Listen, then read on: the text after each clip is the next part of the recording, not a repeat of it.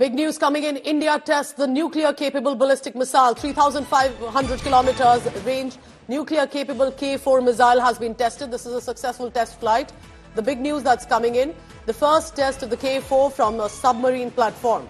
The test fired from India's new nuclear-powered ballistic missile submarine, INS Arighat.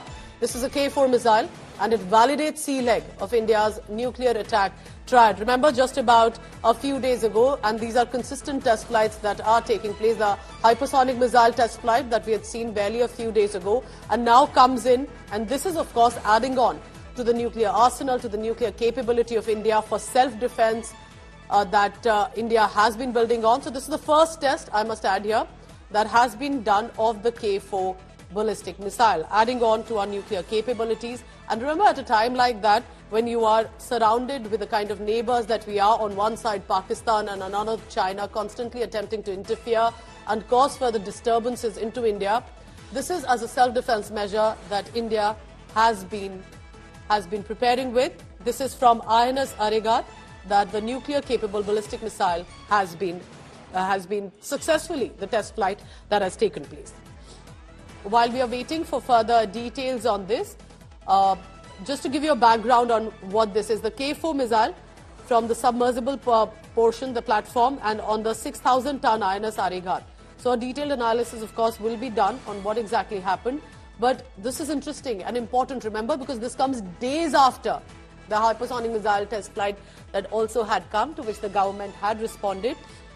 But these are current updates of how India is focusing to build on its nuclear capabilities, and in general in the defense sector there are constant further updates that are coming in.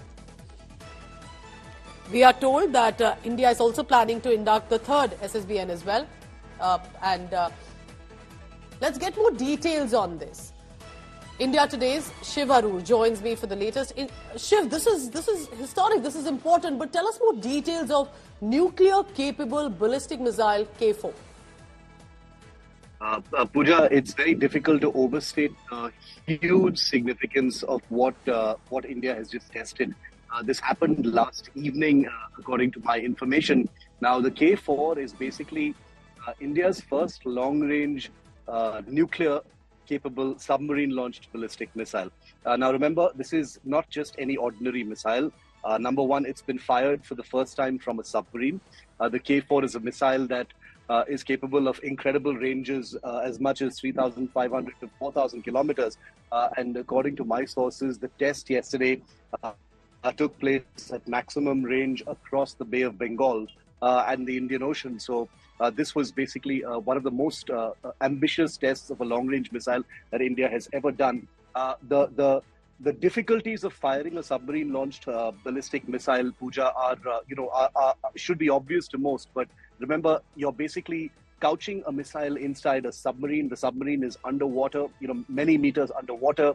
The missile has to emerge from the submarine, swim to the surface, and then blast off, towards its target, like any other ordinary ballistic missile. But this amazing symphony of moving parts makes it one of the most difficult technologies to master.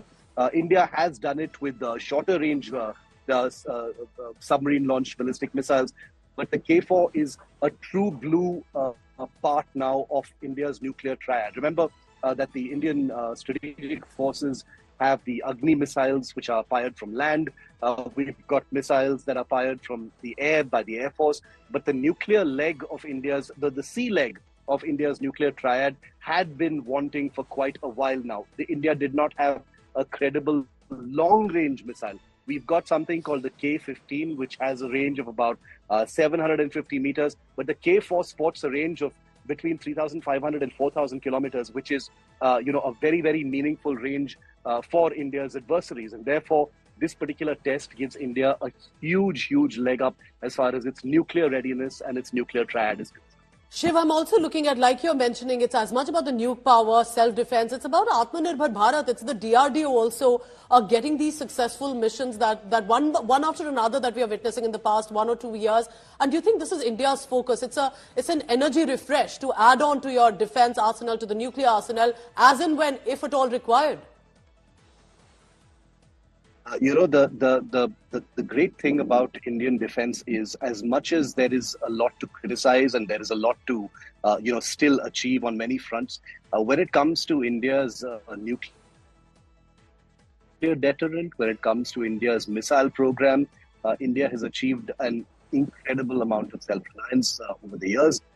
And we must also not only salute the DRDO teams, and the atomic energy teams that have achieved the huge task of building India's own nuclear submarines, but the fact that the K4 ballistic missile that's just been tested, by the way, Pooja, K stands for Kalam, APJ Abdul Kalam. So the K series of missiles is actually a tribute to his memory and the work that he did with India's missile program. But be that as it may, the K4 fills a gap that India has felt for many, many years. I think it's also important to remember that while we talk about defense and strategic deterrence, there's a huge difference. Remember that the K4, the Agni, missiles of that kind are only useful, that this is the great irony of nuclear weapons, which is that their effectiveness is only proven if they don't ever need to be used.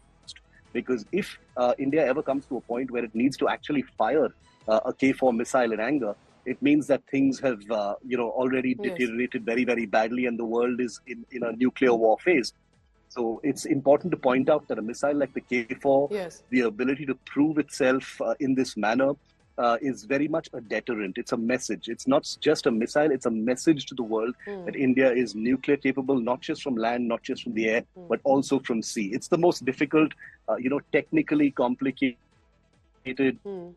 missile firing to actually take place. And therefore, I think all of the teams involved in this test yesterday need to be commended, need to be saluted. And the cherry on top is that this missile test has taken place from India's brand new ballistic missile submarine INS Arigat, which was just commissioned into service a couple of months ago, Pooja. So it's like a double whammy as far as the nuclear command is concerned. From Agni 5 to hypersonic and now to this nuke power. Well, India better be prepared. That's what the strategy has been. Thank you very much, Shivarur, for the latest on that. So you're looking at the visuals of the first test of the K4, Kalam 4 missile from the submarine, and that has taken place. It's the nuclear capability to keep in our arsenal and to set as a deterrent.